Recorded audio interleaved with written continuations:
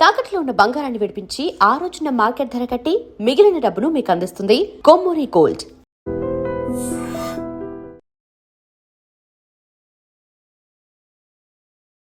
నమస్కారం, welcome to I dream. ధర్మ మార్గం విత్ విజిత కార్యక్రమానికి స్వాగతం.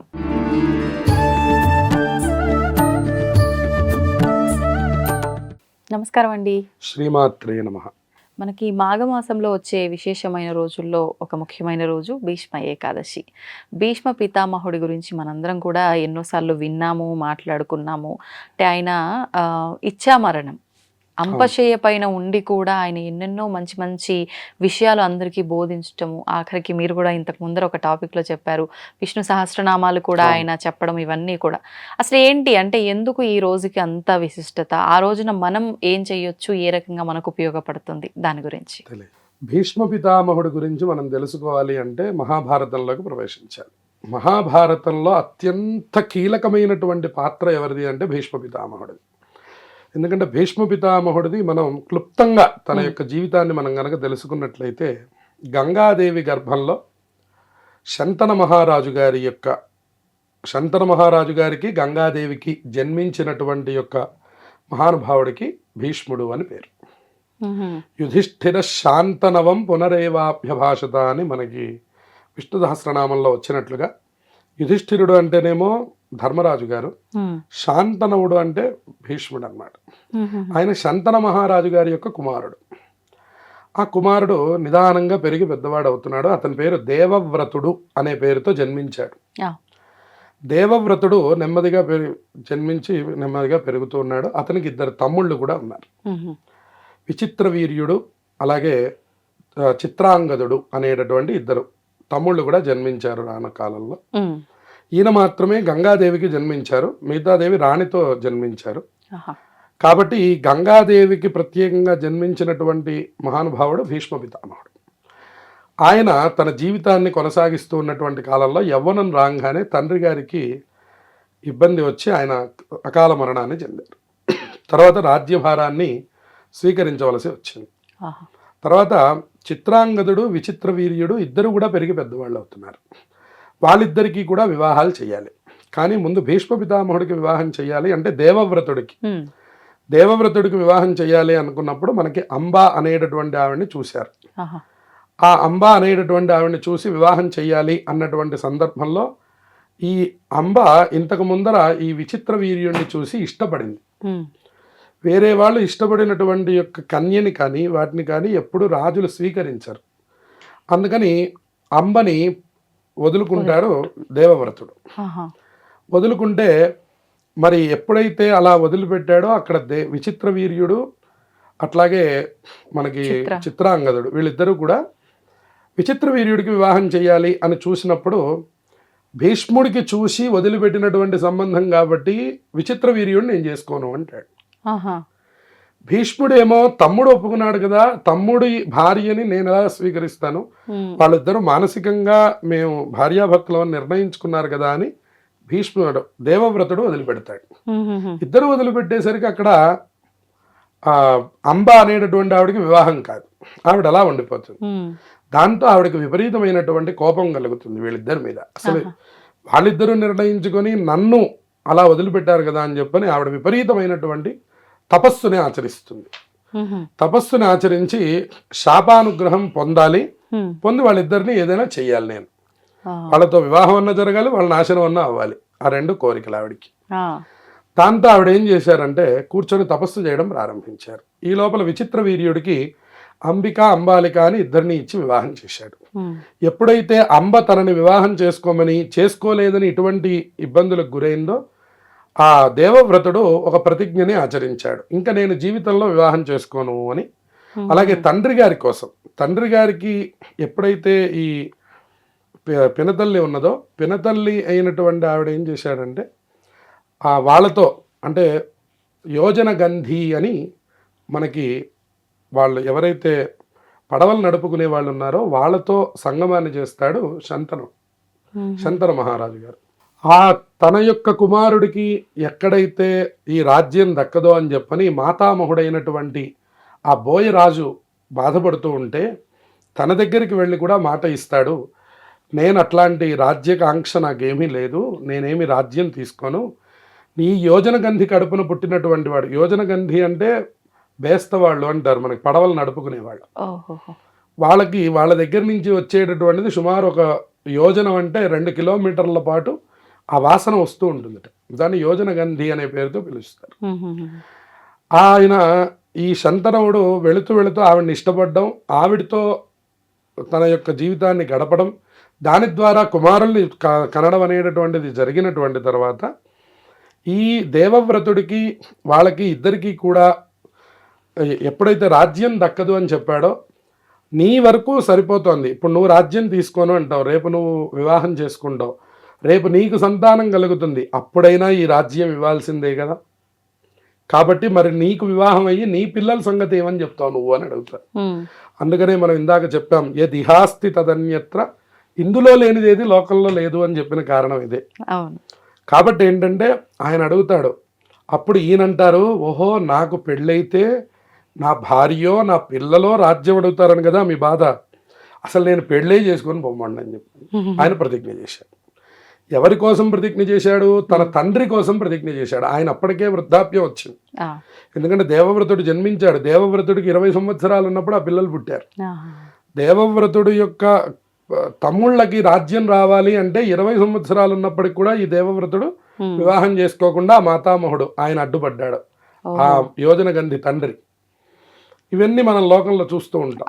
కాబట్టి ఇట్లాంటి జీవనంలో నుంచి భీష్మ పితామహుడు చక్కగా ఆ తండ్రి గారి కోసం, అంటే అప్పటికే వృద్ధుడైపోయినటువంటి తండ్రి గారి యొక్క ఆనందం కోసమని ఆయన ఒక చిన్న ప్రతిజ్ఞను చేశాడు. అది బీభత్సమైనటువంటి ప్రతిజ్ఞ, ఎందుకంటే నేను నా జీవితంలో వివాహం చేసుకోను అని. ఇప్పుడు వీళ్ళిద్దరికి సంబంధాలు చూస్తున్నప్పుడు అంబ వచ్చి, సరే వాడు వద్దపోయాడు, నీది అద్భుతమైన మన్మథాకారం, నీది సాక్షాత్తు గంగాదేవి గర్భంలో జన్మించినటువంటి వాడివి, అద్భుతమైనటువంటి శంతన మహారాజు గారికి జన్మించినటువంటి వాడివి, ఓ దివ్యమైనటువంటి పురుషాకృతి కలిగినటువంటి వాడివి, నిన్ను నేను వివాహం చేసుకుంటాను అంటే నాకున్న ప్రతిజ్ఞ నీకు తెలిసిందే కదా అంటాడు. ఈయనేమో ప్రతిజ్ఞ తెలుసు కదా నువ్వు వెళ్ళిపోమన్నాడు, ఆయనేమో నువ్వు భీష్ముడిని ఎందుకు చూశావు కాబట్టి నేను నిన్ను వివాహం చేసుకోనన్నాడు ఆయన. మొత్తం మీద ఆవిడకి ఆగ్రహం వచ్చి జపం చేయడం మొదలుపెట్టింది. సరే వీళ్ళిద్దరూ పెరిగి పెద్దవాళ్ళు అవుతున్నారు, కాలం గడుస్తున్నది. అంబిక అంబాలిక అనేటటువంటి ఇద్దరిని ఇచ్చి విచిత్ర వీర్యుడికి వివాహం చేశారు. అంబ భీష్ముడిని చూసినందుకు గాను అంబని త్యజించారు. ఆ రాజుగారికి అంబిక అంబాలిక ముగ్గురు కూతుళ్ళు. ఇప్పుడు అంబని పక్కకి జరిపారు. అంబిక అంబాలిక ఇద్దరు సంసారం చేసుకుంటున్నారు, వివాహం అయింది, వాళ్ళ కాలక్షేపంలో వాళ్ళు ఉన్నారు. కొంతకాలానికి ఒక విచిత్రమైనటువంటి రోగం వచ్చి సంతానం లేకుండానే విచిత్ర వీర్యుడు మరణించాడు. సంతానం కలగల. సరే మళ్ళీ అప్పుడు అంబ పరిగెత్తుకుంటూ వచ్చి, చూశావా ఇప్పుడు నీ విచిత్ర వీర్యుడికి, అంటే చూడండి స్త్రీ శాపం, స్త్రీ యొక్క ఏడుపు ఎలా ఉంటుంది అనేటటువంటిది కూడా మనకి ఈ కథలో కనపడుతుంది. వంశాభివృద్ధి ఉండదు అనటానికి ఇక్కడ ఇది నిదర్శనం.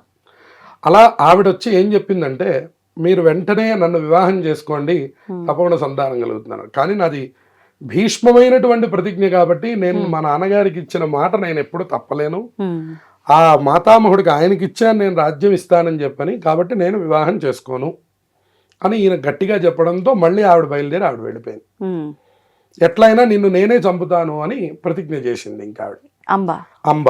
ఎందుకంటే ఒకసారి వివాహం అవ్వవలసిన సమయంలో చెడగొట్టావు, ఇంకోసారి నీకు వివాహం చేసుకునేటటువంటి సమయం విధానం ఉన్నప్పటికీ నువ్వు చెడగొట్టావు.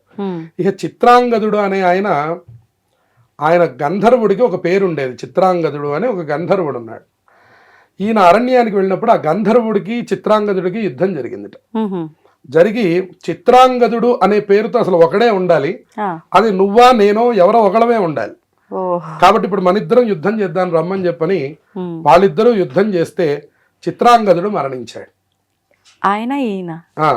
అంటే గంధర్వుడైన చిత్రాంగదుడు, ఇక్కడ జన్మించినటువంటి చిత్రాంగదుడు, ఇద్దరూ యుద్ధం చేస్తే ఈ మనుష్య రూపంలో ఉన్న చిత్రాంగదుడు మరణించాడు. గంధర్వుడు గెలిచాడు, ఆయన వెళ్ళిపోయినాడు. ఇప్పుడు ఏమైపోయింది? విచిత్ర వీర్యుడు వ్యాధితో మరణించాడు, వంశం లేదు. చిత్రాంగదుడు మరణించాడు, వంశం లేదు. ఈయనేమో పెళ్లి చేసుకోడు, వంశం ఎలా రావాలి? అంటే అప్పుడు వ్యాస భగవానుని పిలిపించి వ్యాస భగవానుడి ద్వారా ఉమ్. ఈ సంతానాన్ని అంబిక దగ్గర అంబాలిక దగ్గర ఉత్పత్తిని చేశారు. అంటే వరం లాగానా ఎలా? వరంలాగా ఉహు. వ్యాస భగవానుడు ఇచ్చినటువంటి వరం ద్వారా ఉమ్. వాళ్ళిద్దరి ద్వారా సంతానాన్ని ఉత్పత్తి చేశారు. ఉత్పత్తి చేస్తే వ్యాస భగవానుడు కలిగినటువంటి యొక్క సంతానమే ఇప్పుడు ఈ పాండురాజు, అలాగే ధృతరాష్ట్రుడు, ఉహుహుహు. అలాగే దాసితో సంభోగం చేసి విదురుడు వీళ్ళని కన్నారు. వీళ్ళ ముగ్గురు మగపిల్లలు జన్మించారు. వాళ్ళు నెమ్మదిగా పుట్టుగ్రుడ్డివాడు ధృతరాష్ట్రుడు, పరాక్రమవంతుడు పాండురాజు. వాళ్ళిద్దరూ పెరిగి పెద్దవాళ్ళు అవుతున్నారు. వాళ్ళకి ఒకళ్ళని కుంతినిచ్చి వివాహం చేశారు, మాద్రి ఇద్దరు భార్యలనిచ్చి వివాహం చేశారు. ఇక గాంధారి కథని మనం అసలు ఒక రకంగా ప్రత్యేకంగా చెప్పుకోవాలి, ఎందుకంటే చాలా పెద్ద కథ అది. ఉమ్. అయినప్పటికీ మనం గాంధారీదేవికి కూడా ఏదో జాతకరీత్యా అనేక దోషములు ఉంటే గాడిదతో మొదలు వివాహం చేయడం, తర్వాత కళ్ళకి గంతలు కట్టి ఆవిడకి కూడా, అంటే భర్తని అనుగమించేటటువంటి కాలం కాబట్టి ఉమ్.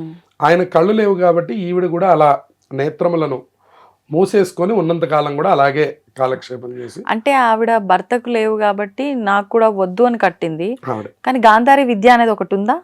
గాంధారి విద్య ఉంది. ఉమ్. అది కూడా భారతంలో ఏమైనా చెప్పబడిందా? అదే అంటున్నాను నేను. ఆ కథ మనం ఒక ప్రత్యేకమైన తప్పకుండా. సందర్భంలో చెప్పుకున్నాం. ఆ. ఆవిడ జీవిత చరిత్ర చాలా గొప్పది, అది లోకానికి చాలా తప్పకుండా తెలియాల్సింది. ఉమ్. ఉమ్. కాబట్టి ఆవిడ వివాహం చేసుకున్నారు. అలాగే కుంతీదేవికి వరం అనేటటువంటిది ఉన్నది. ఆవిడ దూర్వాస మహర్షి ద్వారా వరాన్ని పొంది, ఉమ్. దూర్వాస మహర్షి ఇచ్చినటువంటి వరం ఏంటంటే, నువ్వు ఎవరిని చూసి ఈ మంత్రాన్ని కనుక జపిస్తే ఆ అంశలో నీ కడుపులో ఒక సంతానం కలుగుతుంది అనేది చెప్పారు. ఆవిడ మొట్టమొదట అసలు అంటే ఈ మంత్రాన్ని ఎవరి మీద పరీక్షించాలి అని చూసి సూర్య భగవానుడి వైపు చూసింది. ఎందుకంటే అత్యంత ప్రకాశవంతుడు ఆయనే, ఇంకా ఆయన కంటే గొప్పవాడిని ఎవరిని నేను తేలేను. కాబట్టి సూర్య భగవానుడిని వైపు చూసి ఆ మంత్రాన్ని జపం చేస్తే కర్ణుడు జన్మించాడు. కర్ణుడు జన్మిస్తే లోకమంతా అపవాదకు గురవుతుందని ఆవిడ వదిలివేసింది. తర్వాత వీళ్ళందరూ జన్మించారు. ఇటు కౌరవులు జన్మించారు, 101 మంది కౌరవులు జన్మించారు, 5గురేమో పాండవులు జన్మించారు. మాద్రి అనే ఆవిడకేమో నకుల సహదేవులు జన్మించారు. కుంతీదేవికేమో వీళ్ళ ముగ్గురు జన్మించారు, మన ధర్మరాజు గారు, భీముడు, అర్జునుడు. వీళ్ళ ముగ్గురు కుంతీదేవికి జన్మించారు. మాద్రి అని ఒక ఆవిడని వివాహం చేసుకున్నాడు, ఆవిడికి నకుల సహదేవులు జన్మించారు. కాబట్టి ఈ విధంగా సంతాన ఉత్పత్తి అయింది. ఇప్పుడు భీష్ముడు ఏమైనాడు, తాతగారు అయినాడు, కానీ ఆయన ఏం వివాహం చేసుకోవాల. ఆయన అకుంఠితమైనటువంటి బ్రహ్మచర్య దీక్ష ఏదైతే ఉందో అది అలాగే ఉంది. ఇక్కడ ఉండేటటువంటి యొక్క పిల్లల్ని సమర్థించాలి, కొడుకుల్ని సమర్థించాలి, కోడళ్ళని సమర్థించాలి, అందరినీ చూసుకోవలసినటువంటి రాజ్యభారం మొత్తము భీష్మ పితామహుడి మీదే ఉంది.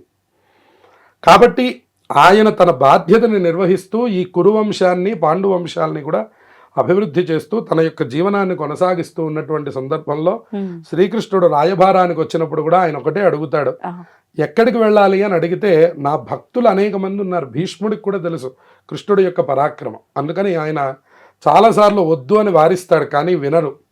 దుర్యోధనుడికి కూడా రాజ్యం కాదు, ధర్మరాజుకే రాజ్యం అని చెప్తారు, వినడు. ధృతరాష్ట్రుడు పుత్రుడి మీద అత్యంత వ్యామోహం పెంచుకొని చేయవలసినటువంటి ధర్మాల్ని చేయకపోవడం వల్ల రేపు నీకు వచ్చేటటువంటి మరణం ఎవ్వరూ ఊహించలేనటువంటి రీతిలో ఉంటుంది అని చెప్పారు. అది కూడా ఆయన వినిపించుకోరు.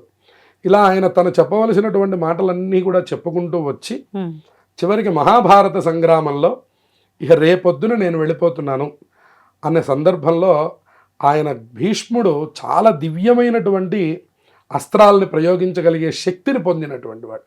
ఎందుకంటే సహజంగానే రుద్రాంశాన్ని పొందినటువంటి వాడు. ఆయన దగ్గర ఎన్నో అస్త్రాలు ఉన్నాయి. ఒక్క అస్త్రం కనుక తలుచుకొని నిజంగా అర్జునుడి మీద వేసుంటే అసలు భారతం అనేదే జరిగేది కాదు. కానీ ఆయన ఎప్పుడు ఏది వాడాలో అదే వాడారు. శ్రీకృష్ణ భగవానుడు అన్నాడు, భీష్ముడు ఉండగా నువ్వు అసలు దుర్యోధనుడి జోలికి, కర్ణుడి జోలికి వెళ్ళలేవు, ముందు వెళ్ళిపోవాల్సింది ఎవరంటే భీష్ముడే అని చెప్పారు. భీష్ముడే అని చెప్తే అసలు భీష్ముడిని ఎట్లా మనం నిర్జించాలి, భీష్ముడిని ఎలా ఓడించగలరు అని వాళ్ళు ఆలోచించి ఒకరోజు రాత్రిపూట 6 గంటల తర్వాత యుద్ధం చేయకూడదు, ఓ రోజు రాత్రిపూట వెళ్ళి, తాత నువ్వు ఎట్లా చచ్చిపోతావు తాత, నాకేమన్నా మార్గం చెప్పు అని అడుగుతాట. ఎందుకంటే తనని ఎదిరించేటటువంటి పరాక్రమం ఏ మనవడి దగ్గర లేదు, ఏ దేవతల దగ్గర కూడా లేదు. అందుకని ఆయన దేవవ్రతుడు, అసలు ఆయన అందరికంటే గొప్పదైనటువంటి పరాక్రమంతో జన్మించినటువంటి వాడు. అందుకని మేమెవరం కూడా చెప్పలేమని కృష్ణుడు సైతం వదిలిపెడితే భీష్ముడి దగ్గరికే వెళ్ళి అడుగుతారట, తాతయ్య నువ్వు ఎలా చచ్చిపోతావయ్యా, నీకు ఏదన్నా ఓ మార్గం చెప్పవయ్యా, దాంతో నిన్ను ఓడించాలి అని ధర్మరాజు గారు, అర్జునుడు వీళ్ళందరూ వెళ్ళి అడుగుతారట.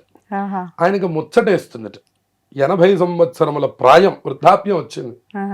కానీ ఆయన 80కే చచ్చిపోతాడని ఏం లేదు, ఆయన ఎన్నేళ్ళు సంవత్సరాలైనా బతుకుతారు. కానీ మనవాళ్ళు అడిగిన మాట ముచ్చటగా అనిపించిందట. ఇళ్లల్లో కూడా మనం చూస్తూ ఉంటాం ఇట్లాంటివి నువ్వు ఎప్పుడు వెళ్ళిపోతావు మా ఇంటి నుంచి అంటూ ఉంటారు మనవాళ్ళు కూడా. ఇలాంటప్పుడు సహజంగా మనం ముద్దు కలుగుతుంది, ఎదుటి వాళ్ళకి బాధ కలుగుతుంది, విన్న వాళ్ళకి ముద్దు కలుగుతుంది.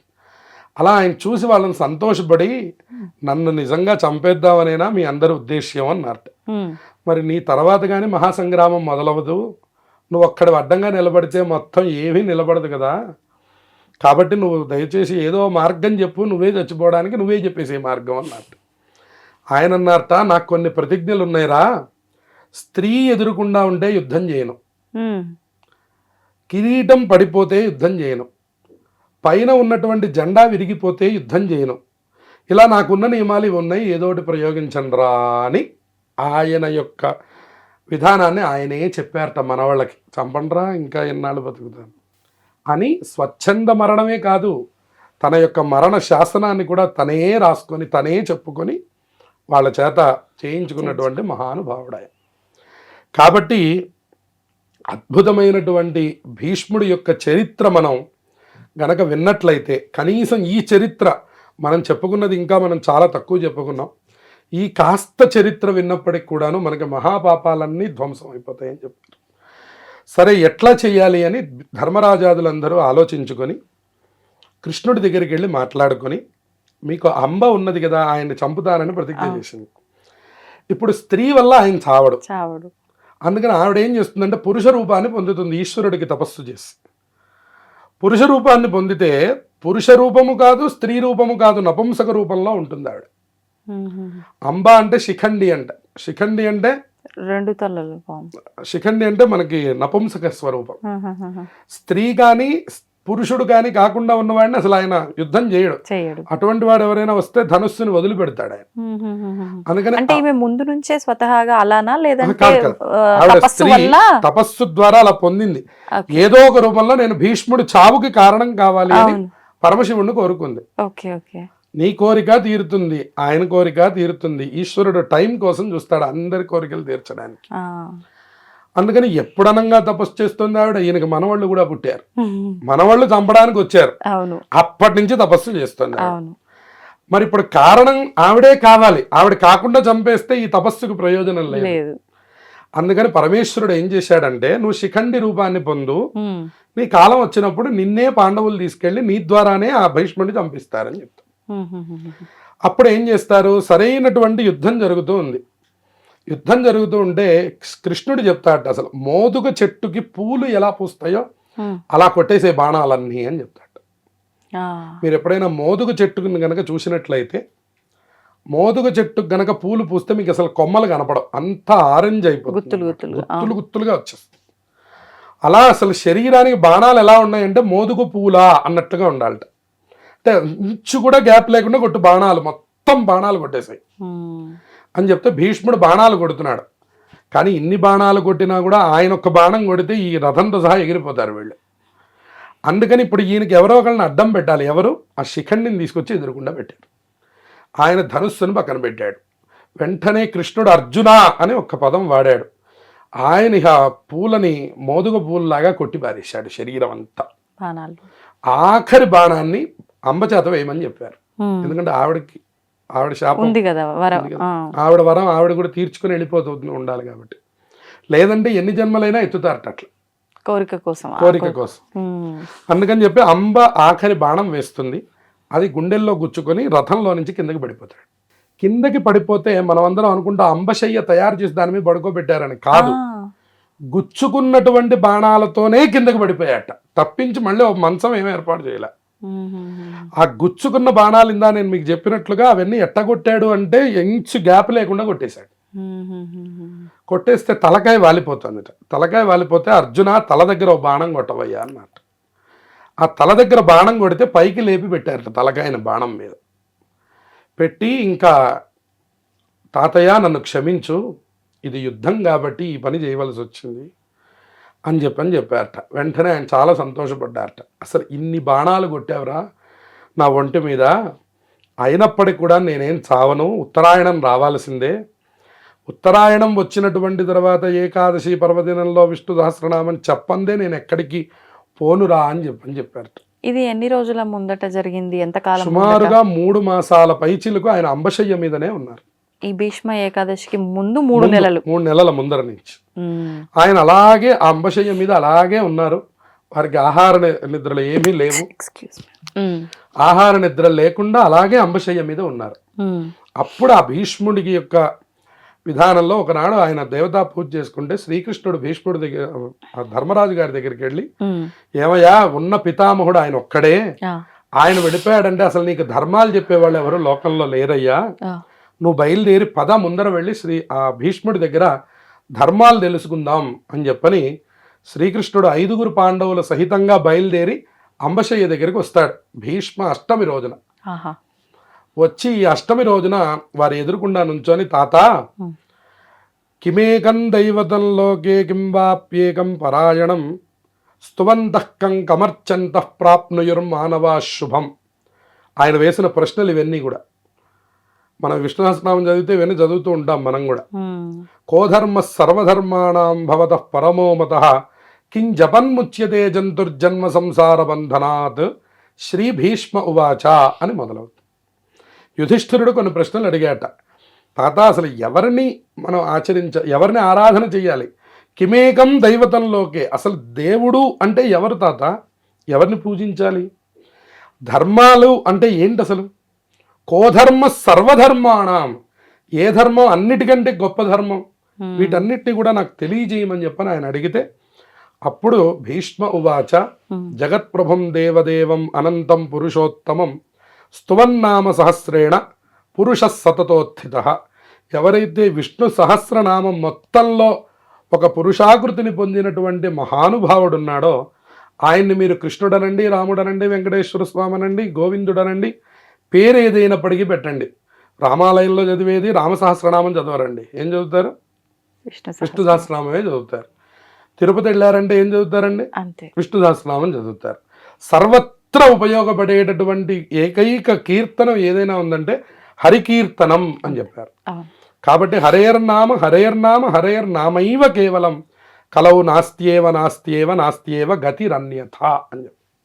కాబట్టి ఈ హరి అనేటటువంటి ఈ నామం ఏదైతే ఉందో ఇదొక్కటేనయ్యా నీకు చక్కనైనటువంటి మార్గాన్ని సూచించేటటువంటిది. ఇక ఈ కలియుగంలో వేరే నువ్వు ఎన్నైనా పట్టుకో, ఇంకా నీకు వేరే మార్గం అనేటటువంటిది కనపడదు. అంత్యంలో పలికేటటువంటి స్మరణల్లో నారాయణ నారాయణ నారాయణ. అందుకనే నారద మహర్షి నారాయణ స్మరణ నిరంతరం చేస్తుంటారు. అందుకని ఇప్పుడు ఈయన దగ్గరకు వచ్చి ఎన్నో ధర్మాలు తెలుసుకున్నారు. రాజధర్మాలు తెలుసుకున్నారు, స్త్రీ ధర్మాలు తెలుసుకున్నారు, పుత్రధర్మాలు తెలుసుకున్నారు, అలాగే వాళ్ళు భవిష్యత్తులో చేయవలసినటువంటి కార్యాచరణ తెలుసుకున్నారు, భగవంతుడు అంటే ఏంటో తెలుసుకున్నారు, వాళ్ళు ఏం చెయ్యాలో తెలుసుకున్నారు. ప్రతి విషయాన్ని కూడా ఆ యొక్క భీష్ముడి దగ్గర తెలుసుకున్నారు. తెలుసుకున్నటువంటి తర్వాత అసలు వీళ్ళందరినీ తెచ్చినటువంటి ఆ దేవదేవుడు ఏడి ఆయన్ని ముందుకు రమ్మను అన్నట్టు కృష్ణుడు ఇదంతా నడిపించాడు కదా జగన్నాటక సూత్రధారి, ఆయన రమ్మనవయా ముందుకి అన్నట్టు.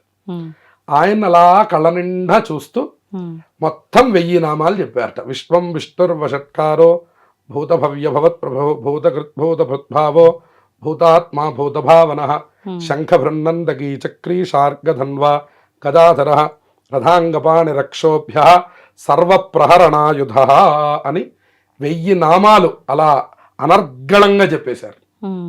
చెప్పేసినటువంటి తర్వాత ఆ కళ్ళ నిండా స్వామిని పెట్టుకొని అంబశయ్య మీద మనవాళ్ళందరి మధ్యలో ఆ మహాకురుక్షేత్ర సంగ్రామంలో అలా ప్రాణాలని విడిచిపెట్టారు భీష్మ పితామహుడు.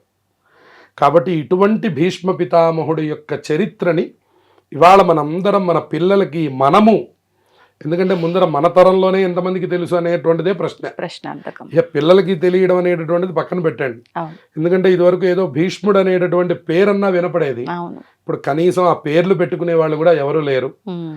కాబట్టి ఈ పేర్లు, ఈ మహాభారతం, ఇటువంటి ప్రాచీన గ్రంథాల పట్ల అనురాగం పిల్లలకు కూడా మనం నేర్పించి చక్కగా ఇటువంటి కథలన్నీ వింటూ వాళ్ళు ఆచరించినటువంటి ధర్మాలు మీరు ఆలోచించండి. ఒక్కసారి వివాహం చేసుకోను అని తన నోటిలో నుంచి వచ్చినటువంటి యొక్క భీష్మమైనటువంటి